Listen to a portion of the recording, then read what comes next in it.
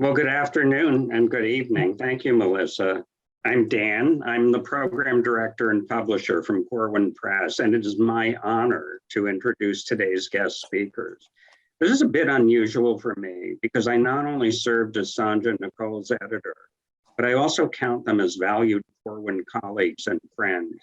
My friendship with Dr. Sonja Hollins-Alexander spans more than a decade when she was director of professional learning for one of our nation's largest school districts. She now serves as the Senior Director of Professional Learning for Corwin. And while I haven't known Dr. Nicole Law for quite as long, she has already had a profound influence on my own thinking about equity-centered school change. And as brilliant as Sonja and Nicole are independently, together they are a beautiful force to be reckoned with. Their work focuses on what it truly means to come together for the purpose of diminishing the negative experiences and outcomes of far too many students in our educational system.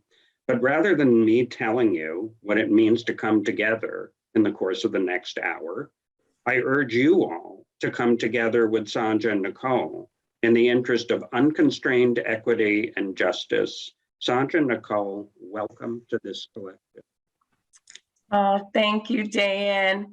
Yes. That's beautiful. Thank you. And you are definitely a force to be reckoned with. And we wouldn't be here without you and your encouragement and wisdom and just your knowledge around equity and equitable practices and embracing us as authors and as colleagues in the field of equity. So thank you, Dan. Thank you, Dan. It's so special anytime to be in a space with you, and those very kind words that you just shared. You know me, I mean, they just really touched my heart. So thank you so much. And thank you for giving us this space and amplifying our voice in a way where we can share our thoughts and ideas with the rest of the world. And in these next few minutes with 96 of our best friends. Yes. So as we get started, we're going to engage in community agreements. And as we think about community agreements, there are protocols for guiding conversations. And in our book, we really thought that it was important as we come together around creating equitable environments and having equitable practices, that having community agreements really set the stage for our work. And these aren't new. If you are familiar with Glenn Singleton's work in Courageous Conversations, he definitely has community agreements. Gary Howard's work, also community agreements. And so we invite you to these community agreements today. I won't read them. I'll give you an opportunity to look them over and then think about any additional agreements that you would like to add. Normally, when we are working in professional learning spaces, we take time and we read each one and unpack them with the group. And we definitely offer the opportunity to create new agreements. What I just thank everyone in this space for it is the recognition that everyone here has a desire to learn, and it definitely takes a collective. Yes, Jeremy, I can expound on not equalizing suffering. Yes, and if there is one that you all want us to expound on, we can definitely do that. But the equalization of suffering is when oh, you're absolutely welcome. When someone is giving their narrative and then we try to associate our pain or our experience along with that level of, it could be an ism such as classism, racism, ableism, and we say something like, well, you know, I grew up with a single mom and it was hard and we were poor, and that is that equalization of suffering. And we can give you the research around that. If you send us an email, we can give that research to you. And one of the things that Nicole and I have done is we've added page numbers at the bottom of our slides where that information is represented in the book Collective Equity. So also, in addition to us providing additional information, it is our hope that we have identified and described to a certain degree, particularly the meaning of community agreements, but each and every one of these are unique to the space that Nicole and I create. But when you're creating your own collective and you're engaging in conversation with others and building that relational trust, there may be others that you might add. Yes, and thank you, June. Use support statements rather than shift statements, similar to don't equalize suffering. Thank you for offering that in our space.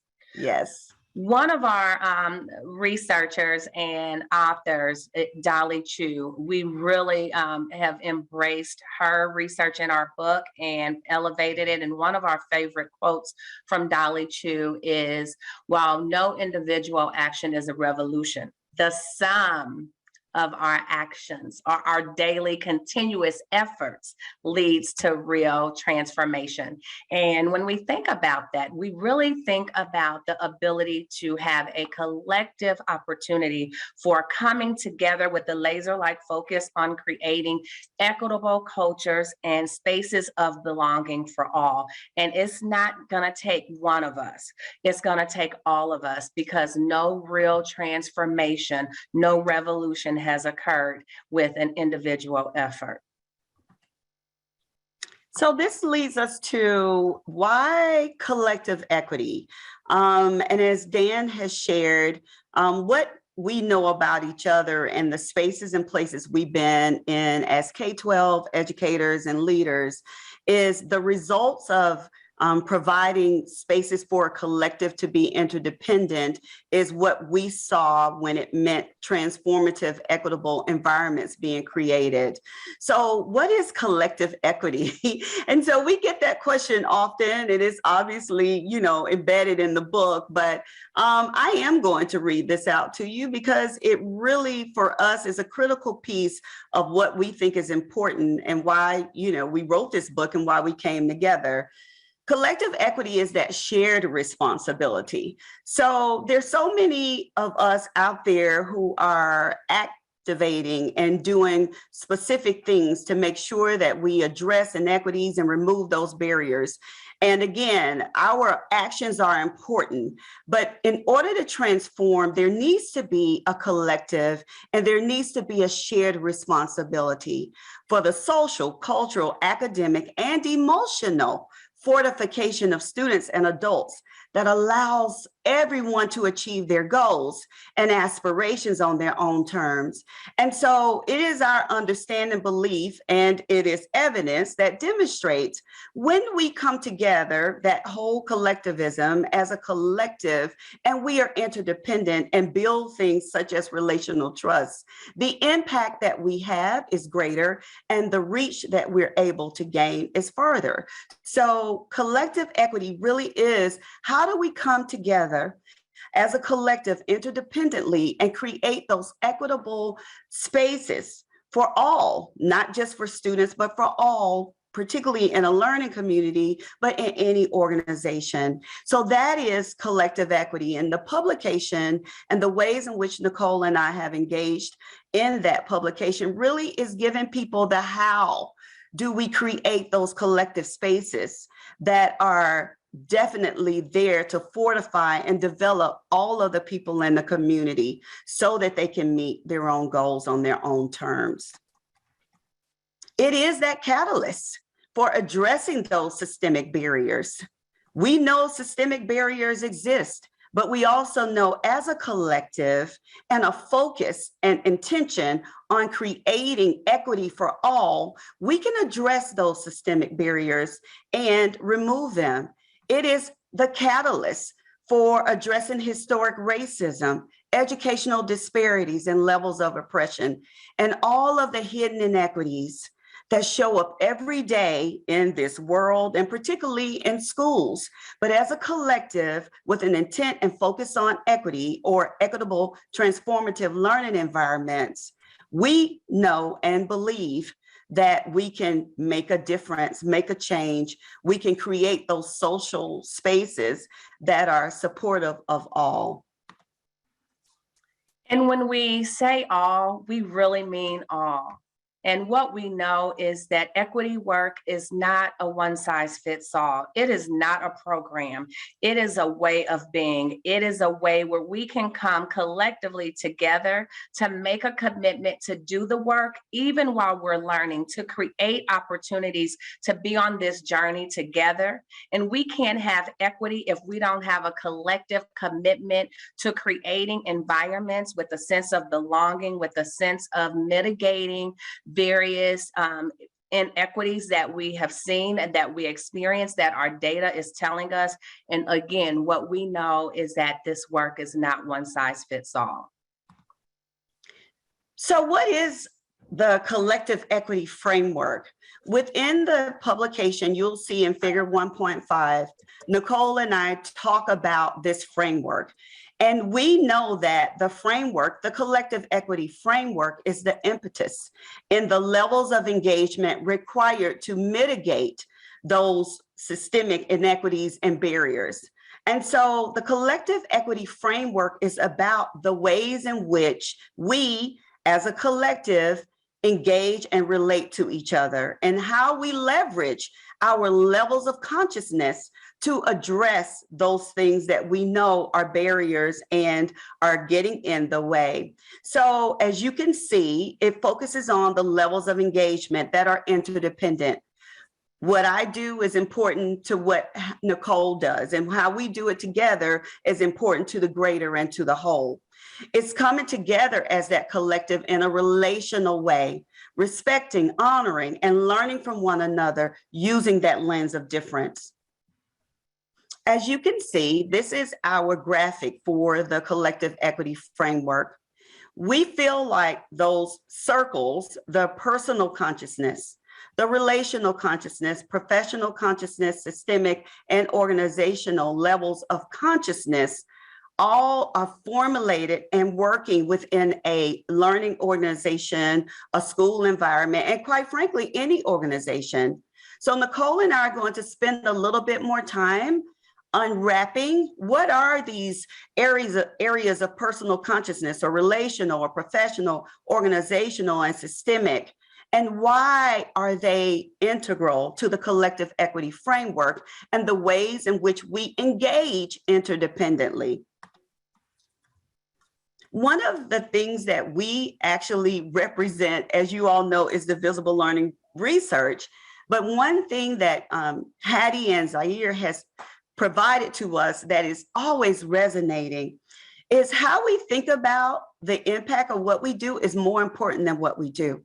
Our levels of consciousness, our mental models, the ways in which we engage in spaces with each other, the thoughts about how we will do things is more important than what we actually do. Because if we don't have a mind to make a difference, if we don't have a mind to disrupt those inequities, those barriers, then we'll continue to do the same thing. But we believe that our mind, coupled with the minds of others, which creates that collective, is where we see the movement, is where we actually see impact. And so, yes, go ahead, Nicole. No worries. And so when we think about personal consciousness, we know that personal consciousness is your individual awareness, your unique thoughts, your models, as Sonja talked about, your mental models, those memories that you have from your various narratives, your feelings, your environments. This is your awareness of who you are and the world around you. And as we see in the chat, individual success and competition are so ingrained in our culture that it's difficult to get to a place of understanding the value of interdependence. And as we think about personal consciousness, and we're aware of that very specific level of individualism and competition in our society, we have to disrupt that. But first, we have to disrupt it in our personal consciousness before we can even disrupt it in our professional consciousness. But thank you for that. And when we think about personal consciousness, Sonja and I, we uplifted some key points from our publication.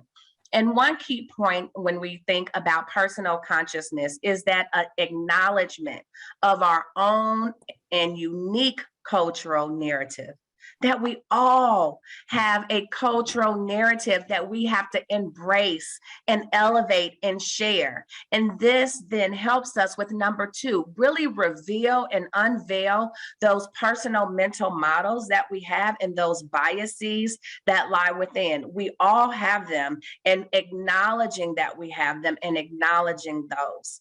And then engaging in those courageous conversations around dimensions of identities. That is one of my favorite terms that we have researched and put in the book. Often we hear dimensions of identity. And so even John Hattie said, is it supposed to be identities? And we said yes. And thinking about the research from Kimberly Crenshaw, who talks about these intersectionalities. We come into spaces with various identities, and they each have different dimensions that make up who we are. And so Tigra, you have your dimensions of identities, and Olivia and Tony and Tommy and Chad and Erica, thank you for being here today. And so when we're thinking about our dimensions of identities, we know that in our learning environments, we have to engage in those conversations around, are we tapping into every single dimension of identity and having that personal consciousness as we think about that? And so we wanted to share some tangible examples. And so we elevated the acknowledge of our own personal and unique cultural narratives. There are some very specific strategies, engagement strategies that would lift not only behavioral engagement, but cognitive engagement, as well as the emotional engagement with staff members. And one is the engagement in cultural autobiographies. And you see racial autobiographies listed there. And you may say, well, Nicole and Sonja, what's the difference? One focuses on the cultural aspects of who you are and your dimensions of identities, those traditions, those stories that you tell, those foods that you like, those ways that you celebrate who you are with your families. And then racial autobiographies would be an example of, when did you first encounter race? And when did you first encounter racism? And so those types of questions, and we can give you access to that if you reach out to us.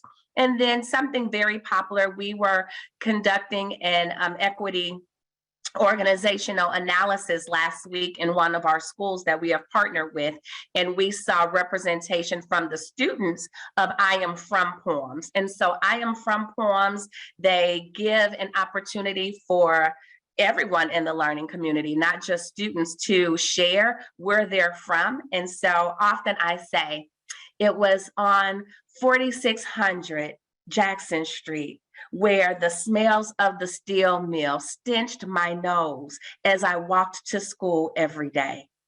I bet you can guess where I'm from, Gary, Indiana. And so you would have those ways to engage and hook your staff members and your students with the I Am From poems. The other element to the the collective equity framework is relational consciousness. And so Nicole just identified the importance of us being very aware of who we are personally, what makes us unique. But what we know in organizations, in collective organizations, it is so critical to build that relational trust, to find ways in which we come together. This is how we build that interdependence. So what does that look like? Again, here are a few of the items that we lifted from the publication. We build relational trust by honoring voice, valuing others' lived experiences. We talked about those community agreements. Where in your community agreements and those conversations that are courageous that you're having, is voice being valued? And not just with the educators, but with the families, with the community, with the students. We respect, honor, and learn from one another with the lens of difference. So we have to learn how to be open to other perspectives. And it is difficult. We know that when we are talking about inequities, there are so many areas that feel personal. Thus, while that personal consciousness is critically important. And then we have to be aware of others' perspectives and engage in those brave conversations. In order for us to make movement, one of the things that Nicole and I always share is that we've had a lot of conversations around equity and culture, and there have been powerful conversations where we've had a lot of talk. But at what point in time are we going to change our talk to action? We have to be about it. And part of being about it is being brave and building the relationship within your learning organization to know how to do that.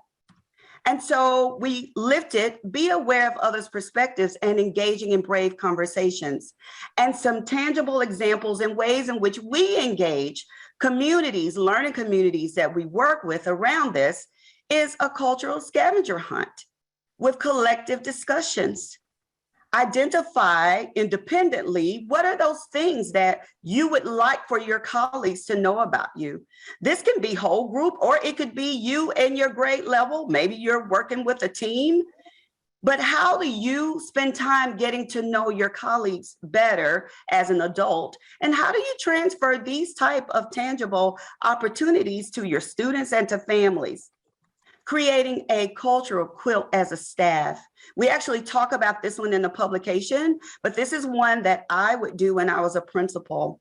And I would actually engage the staff in this early on in the year where even if they were returning, what are some things that are unique that you want your colleagues to know about and that you might even want, us to learn that we didn't know last year? And so we would create, basically out of construction paper, but you can actually make a real quilt, but we would quilt it with our uniqueness for every piece of that construction paper. And we put it together and we displayed it. It was just a representation of who we were, not just interdependently, but those things that were unique to us. And then how to interrupt and respond to microaggressions, which is an exercise, and a way to engage and really dig deep into conversations and understand those who you're working with better, and be aware that when certain things are said or stated in certain ways, what might be a microaggression. You'll see in the publication, we have what we call a cultural consciousness matrix. And it starts with, sometimes we don't know what we don't know. So how do we provide that culture humility when people are in those spaces and they really don't know? But we have to have that relational consciousness to build and create relational trust, honoring and respecting each other so that we can have those conversations, which are brave. Sonja, before we go to that one, I want to say, invest in those little squares, the fabrics, and find someone that can do a quilt instead of on the chart paper or construction paper. Make it beautiful where you can hang it up each year. And as your staffs change, you can continue to get another square and even add to that or have a smaller quilt. So think about that. It's really beautiful. So yes, I just had to say that. That's okay. That's good.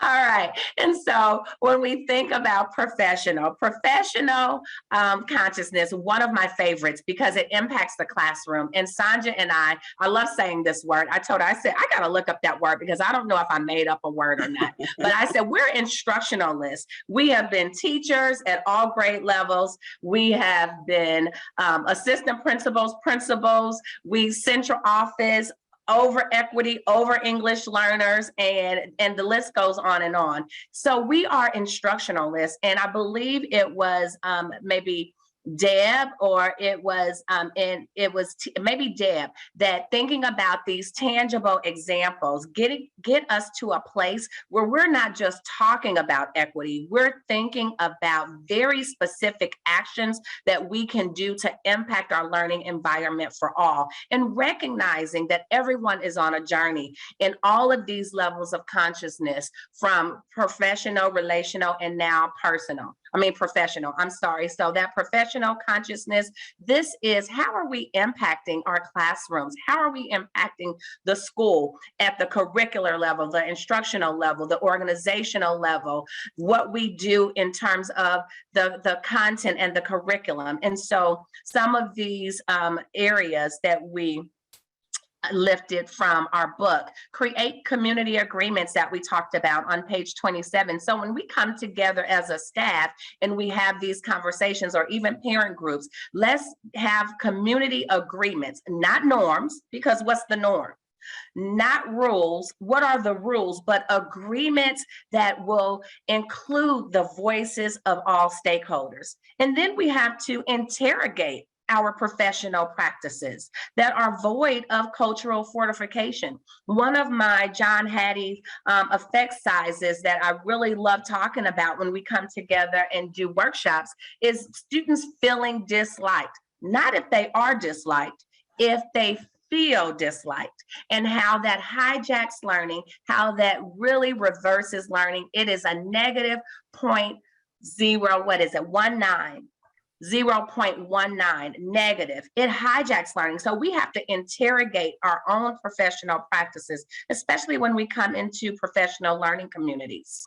And then the next one, foster a shared accountability for equitable transformations among all members of the learning community. So we have to be inclusive of parents. We have to include students, and making sure that all voices are heard. And some of our tangible examples for the interrogation of professional practices that are void of cultural fortification. Are we walking the rooms? As I shared with our analysis last week, we walk the rooms. What does the physical environment tell us about an appreciation and a sense of belonging for all of the students that are in our classrooms? Let's walk the building. Do we have signage? Do we have multi-languages? How are we representing our physical environments? And then another very strong evidence-based protocol, assignment analysis. And in the assignment analysis, we're looking for levels of rigor. We're looking of the 3 levels of relevance. And also we are looking at our students having the opportunities to really critically think and engage in one another in a collectivist classroom. And then the next one, identify existing cooperative learning strategies for scholars to engage in. If we know that classroom discussions has an effect size of 0.82, why are we not having classroom discussions if we believe in equity of voice? The next one is organizational consciousness. In organizational consciousness, we are looking again at the organization as a whole.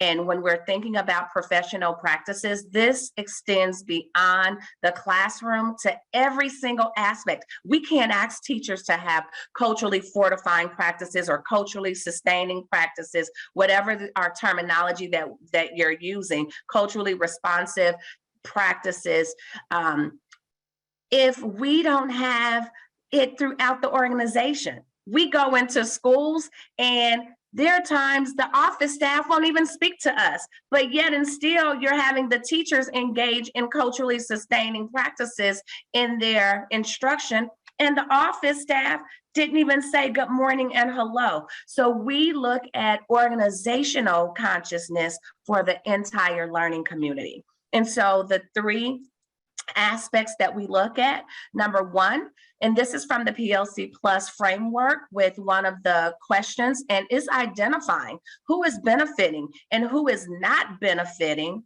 from the organizational practices, policies, systems, and structures in our school. Who's benefiting? Let's call that out, and who's not.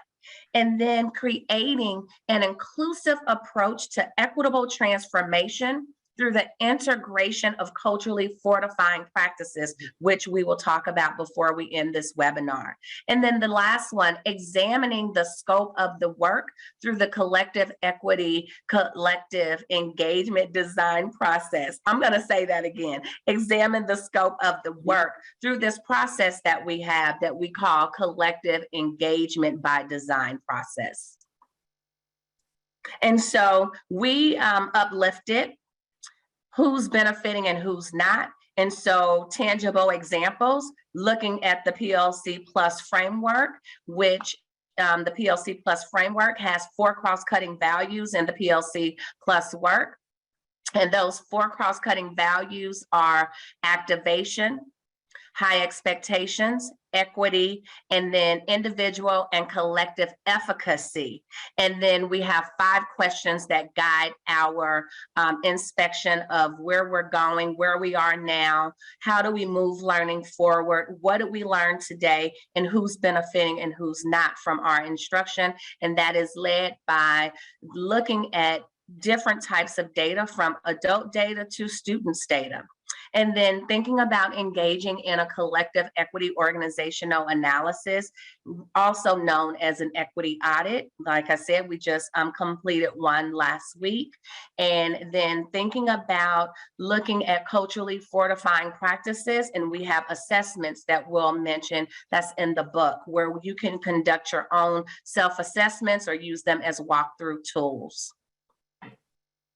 And so we've taken you through the personal, the relational, the professional, and the organizational. What we know is that, as Nicole shared at the entry of this presentation, there are multiple entry points. And in order for it to be systemic, we have to look at all of those entry points in every way consciously. We are engaging interdependently with each other. And so that systemic consciousness is looking beyond what's just happening in the school, looking beyond what is just happening in the classroom, and looking beyond what's just happening with ourselves, and looking outside of us and the community in which we all are growing, thriving, and living in, and we're impacting every day by the actions we take. And so when we think about the systemic consciousness, we're thinking about engaging community stakeholders in that identification of the needed disruptions and execution of transformative equitable actions. How are we engaging our community stakeholders? What conversations are we having, not just with our parent groups, which is extremely important, but also with our community members who are supporting the school in multiple and different ways? How are we planning, integrating, and sustaining those practices to mitigate educational inequities experienced by all of the members of the learning community? Nicole shared with me once she had gone out to a school and she was engaging with the staff around ways to be culturally relevant and responsive in the classroom. And one of the staff members said to her and the other staff members in that conversation, how can I be expected to go and engage in a culturally responsive way with my students when I'm not even receiving that with myself as a teacher? To what degree are we, from a systemic, level, modeling and continuing to cultivate this environment, this collectivism that's important for not only our students, but for all of us? And then explore strategies and sources for preventing and responding to resistance. That's that shared accountability piece where we discuss in the collective equity definition, how are we sharing in the bigger aspects of what it means to create transformative, equitable learning environments? What are the ways in which we're leveraging our knowledge and skills, definitely our stamina, to be able to do that? And so when we think about engaging community stakeholders in the identification of those needed disruptions and executing on those actions, these are some of the tangible examples. We have engaged parents in a collective equity parent series, and it has been powerful. Nicole can speak to it better because she is dead in the middle of it. But those parents are, and I have been on there, they are coming from work. Some of them are in the kitchen cooking, preparing for the students, for their kids, and they are learning with each other as a collective ways in which they can continue to interdependently work with the educators in the school and also continue to be affirmers or provide that affirmation to their own kids. We also have a couple of our team members, as well as us, who do a collective equity student series, because we know, again, that these levels of consciousness are not just identified for the adults. And then there's a how to be an ally exercise. So these are ways when we are involved in learning communities, these are ways in which we continue to engage them around those levels of systemic consciousness. Thank you, Sonja. And so when we think about the how is the collective equity framework in action.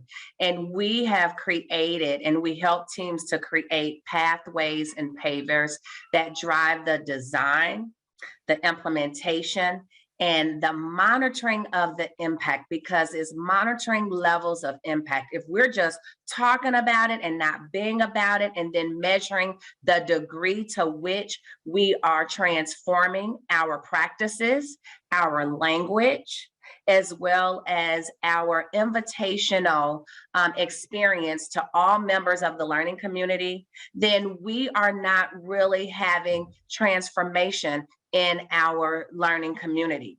And so what we know is that when we can put in these pavers and pathways, we are resulting and creating in belonging and academic excellence for all.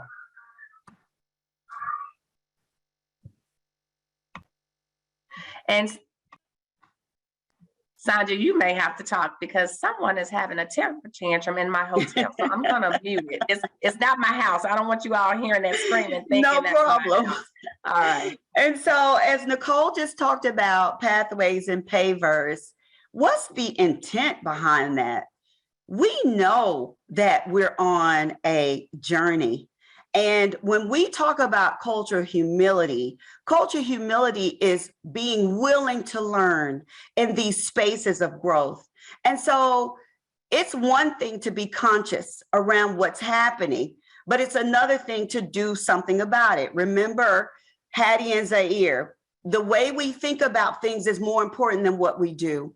But when we can engage in ways where we understand consciously how to be about it, the things in which we need to do to be disruptive to those barriers, we then are in a space of opening ourselves up to learn and to grow and to build our knowledge, skills, and stamina to create transformative, equitable learning environments.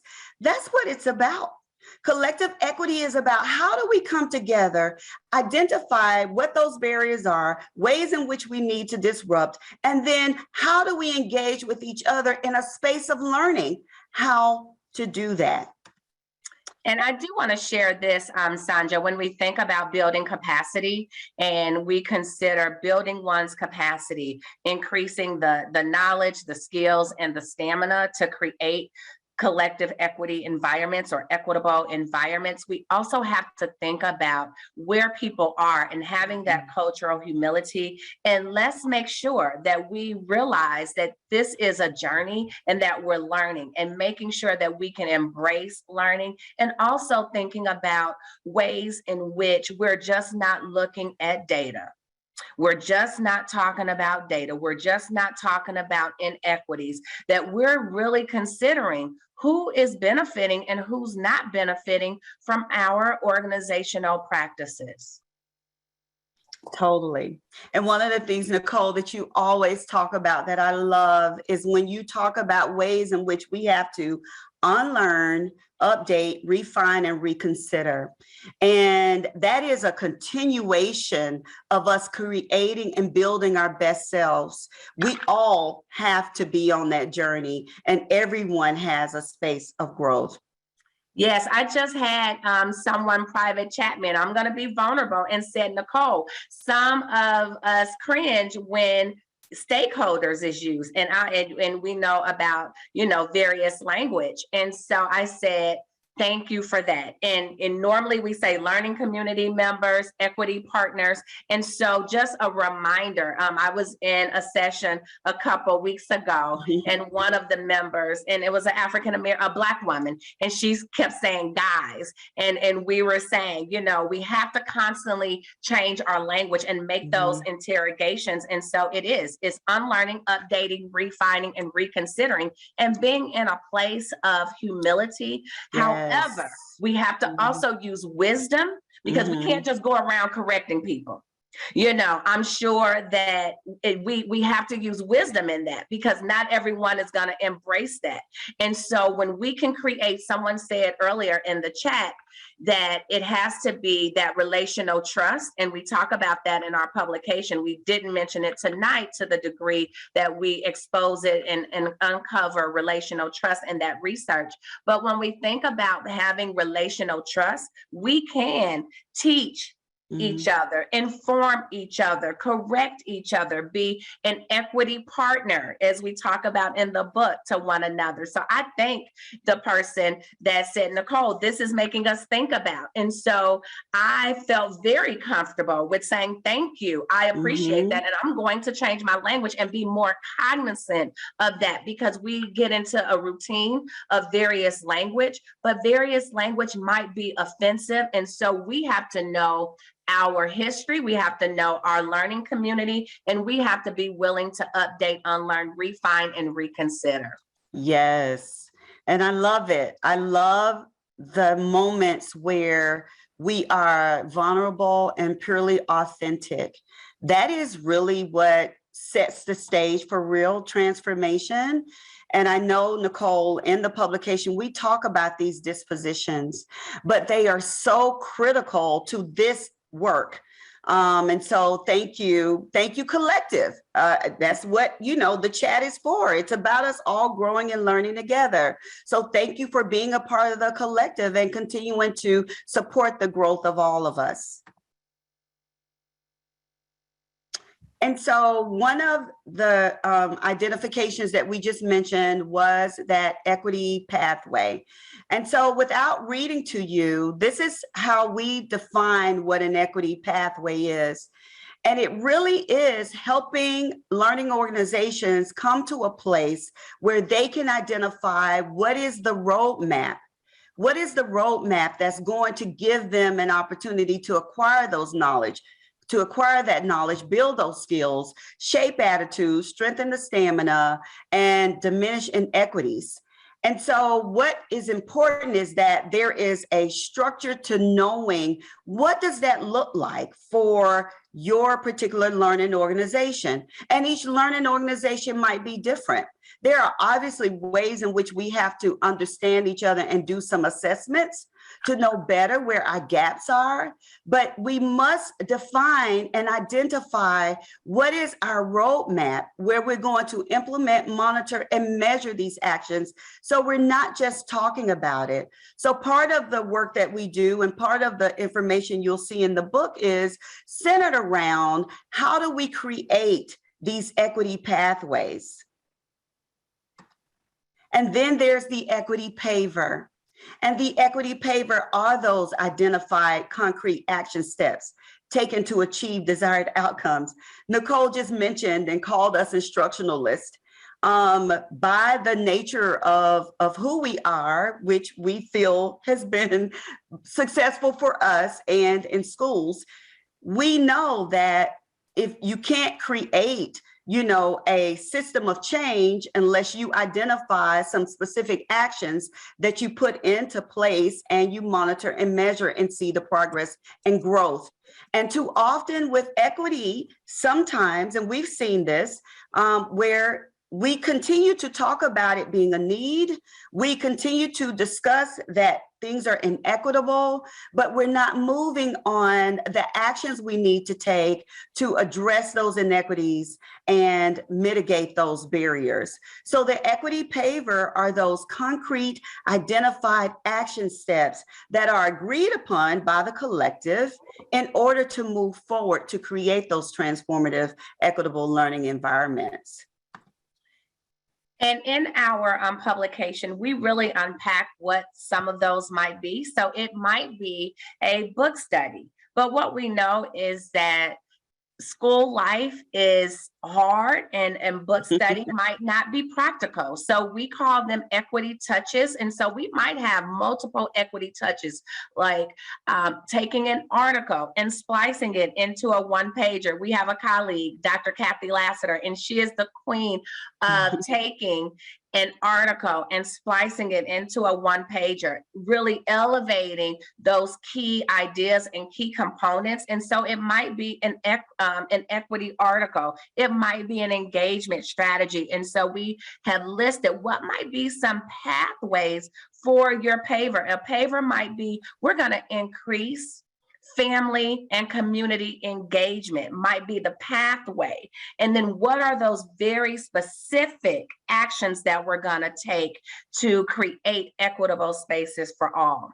So we talk a lot about fortification. And as you see, fortification really allows us to sustain identities by affirming, honoring, and uplifting all individuals who are in our learning community, those partners, those families, those scholars, and in thinking about one another. And the essence of cultural recognition is driven by fortification and these fortifying practices. In order to truly have cultural recognition, we have to have very specific actions of what we're doing for our culture and our environment.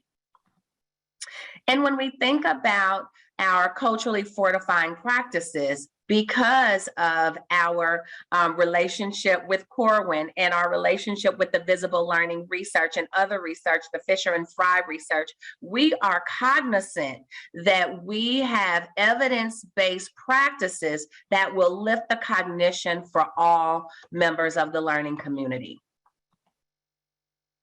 And so you will find on page 100 or chapter 4, we have really uncovered what we would say, what are some of those evidence-based practices that we have identified as culturally fortifying practices? And fortifying is to strengthen. So what are the ways that we engage as educators within these 4 areas in order to uplift or lift or strengthen each other and the learning community? And so those 4 areas of culturally fortifying practices are programmatic, instructional, curricular, and organizational. So Nicole and I are going to identify just a few examples that we pulled from the book of ways in which we have defined and identified how to pull in these evidence-based practices to make sure that there is cultural fortification in learning communities. The first one, which I just mentioned, is organizational practices. We've discussed this already, but the policies and practices that we engage in every day are either going to lift us up or tear us down. And it's not that we don't know that. So to what degree are our policies and practices benefiting all members, regardless of their dimensions of identities? And how do we interrogate those? And so one of the organizational practices that's key is professional learning, but not professional learning for the sake of sitting and getting, but how are we assessing and organizing the alignment of the learning opportunities that we go through as adults with our school equity goals and or our standards? Do we even have equity goals? Have we even thought about the need and the necessity to provide those equity goals in our school improvement plans or those impact plans?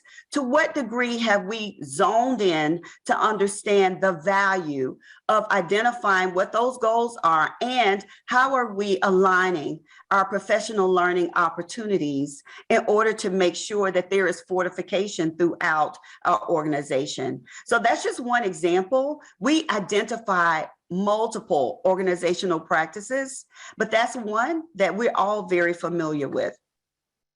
Within the publication, what we have done, we have identified what we call practices assessment. So as a collective and as a learning community, we have provided a practice assessment where you can collectively or individually identify ways in which your organization is moving towards a culturally fortifying organization for everybody who is involved. So you'll see here, I mean, this is some of the examples of the actual assessment, but to what degree is our staff representing the dimensions of identity of our students? I think that's something that we oftentimes would talk about in the back room, but to what degree are we putting that at the forefront and having a conversation and understanding how that is impacting the ability for us to create an equitable learning environment for all of our students? Again, equity goals are aligned to our daily practice. Have we even identified equity goals? And to what degree are they being aligned? How often are we seeing that happen? So this is an inventory of sorts. Perhaps when you look at this assessment, your organization may not be engaging in any of these practices, but it's an opportunity to start those brave conversations and have the right communication around how to transform your organization. Another one is programmatic practices. We have all types of programs in schools. And so one of the examples that we pulled out here was the culturally relevant response to intervention. How do we provide that access to our students and opportunities to make sure that they can realize their full and unique potential? And so when we think about response to intervention, we think about ways in which we have to continue to consider what is the cultural relevance to that process. Are we really focusing on, when students don't respond in the classroom, a system of intense acceleration to really build up their knowledge and skills and fortify them for their own unique ways of learning? How do we do that? How are we tailoring those opportunities for learning? And again, we have a practices assessment within the book for those programmatic, culturally fortifying practices. And it lends to lots of conversations, discussion, and most importantly, to action. So it was our hope to give our readers and those who we have an opportunity to engage with an opportunity to really dig deeper. What is equity? Equity are these evidence-based practices that culturally fortify all the members in our organization. And so to what degree are we actually implementing some of these defined actions? And then there we have curricular practices. And I'm reminded of Stiles' research, and one of his quotes is that half of the curriculum walks in the door with students. That is my favorite when I'm thinking about curricular. One of my favorite quotes: half of the curriculum walks in the door with the students. And so when we're thinking about that guaranteed and viable curriculum, we have to make sure that our learners have access to that same knowledge and skills in schools across the learning community. That is inequitable. If one teacher is wasting time, Stiles said it, if one teacher is wasting time on the carpet trying to manage, and another teacher gets in there and starts the shared reading and starts the collective questioning, that is an inequitable experience for students. And so when we think about curricular practices, instructional practices, if one teacher has a plethora of resources that look like the learners in their classrooms, and another teacher, no, there are no experiences, there are no mirror opportunities, there are no sliding door opportunities. And then even there is a deficit mentality of those kids can't syndrome. Zaretta Hammond also calls it, we must be warm demanders. And we can do this through standards analysis, thinking about what is the rigor that lie within the standards. What are the progressions that lie within the standards? Progressions give us entry points that lead to that whole level of differentiation. And so when we talk about standard analysis, are we looking at the alignment of the standards and thinking about how can we bring in our scholars' cultural experiences, levels of relevance? And so we have another walk through, or a collective analysis, or just a self-assessment. In all of these, you will see a plethora of indicators. And like Sonja mentioned, we just took a snapshot of a few of them, but all of them really give you a rich and a rigorous opportunity to delve into those practices for each one of these areas. The next one is instructional. And as we think about creating culturally fortifying environments, the instructional practices must become the catalyst for really moving students and creating empowering environments through deliberate design and thinking about multiple levels of engagement, not just behavioral levels of engagement, but that emotional and cognitive. What we know is, Marcia Tate told us, worksheets don't grow dendrites. And so when we're thinking about deliberate design, are most of our instructional practices at a DOK 1 or the lower levels of Bloom's, or do they engage in active learning, higher order thinking, being able to bring your cultural richness, your cultural wealth into that design? And again, we have an instructional assessment. And so you can see that this chapter is really rich. This is chapter 4. Thank you, Tigra, for saying that that was one of your favorite chapters. It is one of my favorites as well, because it gives you very specific ways to lift up that equitable practices in all of those areas. And so we close by identifying, as you can see our passion and feel it, we believe in creating those collective equity learning communities and want to continue to partner with you through the amplification of our voice and the publication, or ways in which we come out and engage in consulting, so that we can come together as a collective, looking at the collective equity framework. We can learn about ourselves and each other in that space of culture humility. We can define our equity pathways and pavers that create that transformative equitable learning environment within those essential components of creating collective equity.